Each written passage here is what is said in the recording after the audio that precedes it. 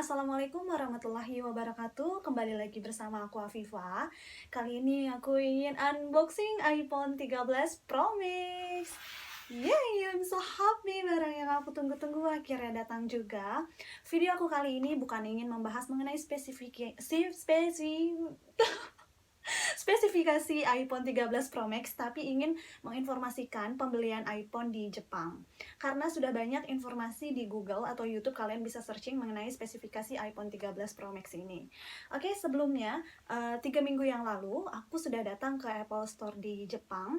Dan ketika aku mau beli iPhone 13 Pro Max, ternyata barangnya itu sudah sold out semua. Dan akhirnya aku harus membeli pembelian secara online di website resmi Apple Store Jepang. Nanti akan aku kasih linknya di bawah bagi kalian yang mau pesan secara online. Sebelum aku unboxing iPhone 13 Pro Max ini, saksiin video aku sebelumnya ya, 3 minggu yang lalu ketika aku ke Apple Store di Jepang.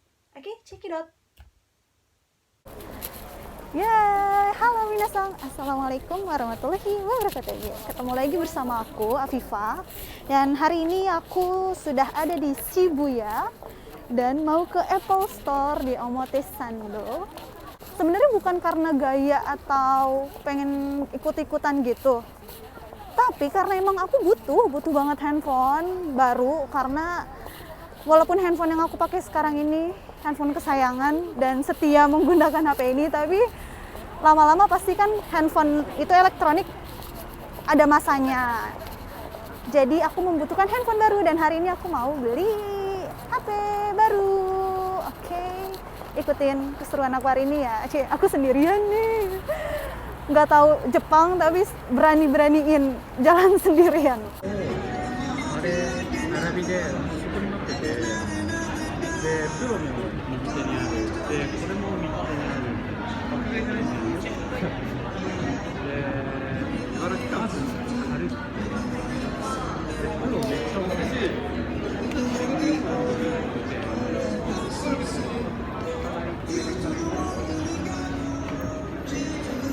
Hari ini udah sampai di Apple Store, tapi ternyata stoknya habis, sold out semua. Dan ini toko Apple Store di Jepang sumpah penuh, rame banget. Dan aku akhirnya belinya online, mesen online, rame banget sampai ngantri. Nanti aku kasih tahu deh semua prosedur buat ininya, buat ngantrinya. Jadi aku udah pesan online, nanti barangnya dikirim ke rumah. Jadi untuk prosedurnya itu, mau masuk ke dalam, mau beli barang atau mau beli apa, tujuannya mau lihat-lihat apa, produk apa, handphone, laptop atau aksesoris yang lainnya, pertama itu harus dicek dulu tuh, di sana ada apa, pengecekannya staff orang iPhone-nya, didata dulu kita dari mana, nomor telepon, pengecekan kesehatan, ada masalah nggak, demam nggak, gitu-gitu sih biasa aja. Baru deh nunggu antrian dan kemudian baru bisa masuk ke dalam sana. Terus pas di dalam itu harus ditemenin sama staffnya satu-satu. Jadi staff Apple Store itu banyak banget. Jadi satu customer, satu staff. Banyak banget pertanyaan dari teman-teman yang nanya ke aku, apakah iPhone di Jepang itu harganya murah? Dan jawabannya adalah yaps, bener, iPhone di Jepang itu harganya murah, bisa beda beberapa juta sama di Indonesia. Tapi nanti aku akan jelasin, tapinya itu jangan seneng dulu ya, say. Oke, sebelum aku jelasin, aku mau unboxing iPhone 13 Pro Max ini dulu ya, karena aku udah gak sabar banget nih pengen unboxing ini. Oke, nggak perlu pakai cutter ternyata. Suka. Wow, ternyata gitu. Tinggal dirobek. 1, 2, 3, true. Ya ampun. Ih, norak banget ya Afifa. Maaf ya, emang namanya juga orang kampung gitu ya. iPhone 13 Pro Max 1 terabyte. Udah, ini sekarang kita singkirkan aja. Bismillahirrahmanirrahim. Wow. Bismillahirrahmanirrahim. Wow, ya ampun. Aku nggak akan ngejelasin mengenai spesifikasi handphonenya seperti yang tadi sudah aku jelaskan, tapi aku mau menjelaskan pembelian iPhone di Jepang. Langsung masuk aja ya.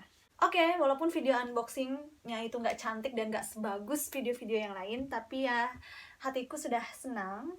Karena memang video aku kali ini tuh bukan untuk meng-unboxing handphonenya sih, tapi untuk menjelaskan kepada kalian mengenai iPhone di Jepang. Nah, sekarang saatnya waktu aku menjelaskan mengenai pembelian iPhone di Jepang. Memang iPhone di Jepang itu memang harganya murah banget dibandingin iPhone di Indonesia. Tapi ketika kalian balik ke Indonesia, banyak banget pajak yang kalian harus bayar di bea cukai. Oke, sekarang aku mau menjelaskan mengenai pembelian handphone di luar negeri berdasarkan peraturan dari IMEI atau International Mobile Equipment Identity. Barang atau handphone yang dibeli dari luar negeri wajib membayar pajak ketika masuk ke Indonesia. Pajak yang wajib kalian bayar yaitu handphone yang harganya lebih dari 500 US dollar atau sekitar 7 juta lebih. Nah, kalau harganya itu di bawah 500 US dollar itu kalian akan gratis pajak, tapi kalian tetap wajib mendaftarkan IMEI agar handphone kalian bisa menggunakan SIM card Indonesia dan tidak terblokir secara otomatis. Jadi, harga handphone yang aku beli di Jepang ini, iPhone 13 Pro Max 1TB, itu harganya cuma 194.800 yen. Kalau dirupiahkan itu sekitar 25 juta atau 26 juta, dan itu memang harganya jauh banget lebih murah dibandingkan di Indonesia. Dan pajaknya itu 2.500.000-an. Tapi ketika nanti aku balik ke Indonesia, ada berbagai macam pajak yang harus dibayar, yaitu ada bea masuk, PPN, dan PPH. Tadi aku sudah melakukan perhitungan secara manual dan perhitungan melalui aplikasi berapa perkiraan pajak yang wajib aku harus bayar ketika aku balik ke Indonesia, dan pajak tersebut adalah sekitar 5.500.000 rupiah. Itu menggunakan kurs 125 yen karena hari ini kurs Jepang itu lagi turun banget jadi 125 yen.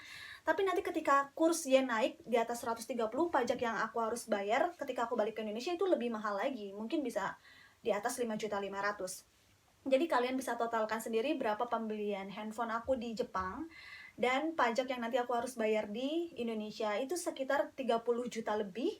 Dan menurut aku harganya hampir sama dengan harga yang di Indonesia ketika harga handphone pembelian di Jepang digabungkan dengan pajak. Tapi kalau memang untuk penggunaan di Jepang untuk harga segini memang murah. Dan ada informasi penting buat kalian yang berada di Jepang atau jalan-jalan ke Jepang ingin membeli handphone, ini kesempatan banget buat kalian karena kalian bisa mendapatkan gratis pajak. Tadi kan pajak handphone aku ini harganya 2.500.000 dan kalian itu bisa free pajak. Lumayan banget kan, tergantung harga handphone kalian ya. Pajaknya itu sekitar 10% kalian bisa dapat free. Dengan menunjukkan paspor, kalian bisa mendapatkan free pajak. Tapi pembeliannya itu hanya dilakukan di Apple Store-nya saja, tidak bisa melakukan pembelian secara online. Dan buat kalian yang mau mendapatkan free pajak ini, untuk kalian yang berada di Jepang kurang dari 6 bulan. Kalau misalkan kalian berada di Jepang sudah lebih dari 6 bulan, kalian nggak akan bisa mendapatkan free pajak. Dan aku itu termasuk yang sudah berada 10 bulan di Jepang, jadi aku tidak bisa mendapatkan free pajak dan aku harus bayar pajak. Buat teman-teman yang ingin mengetahui berapa perkiraan harga pajak dari barang yang kalian beli di luar negeri ketika kalian balik ke Indonesia, kalian bisa download di aplikasi di Google Play Store. Nama aplikasinya itu Mobile Bea Cukai. Di situ kalian bisa pilih barang apa dan harga barangnya berapa, dan kalian bisa mengetahui berapa jumlah perkiraan pajak yang akan kalian bayar ketika kalian balik ke Indonesia. Menunya itu ada di pilihan hitung pungutan. Tetapi besar pungutan pajak yang wajib kalian harus bayarkan tetap harus mengikuti penetapan petugas dari Bea Cukai di Indonesia. Jadi aplikasi itu hanya membantu berapa perkiraan kira-kira uang yang harus kalian sediakan ketika kalian balik ke Indonesia.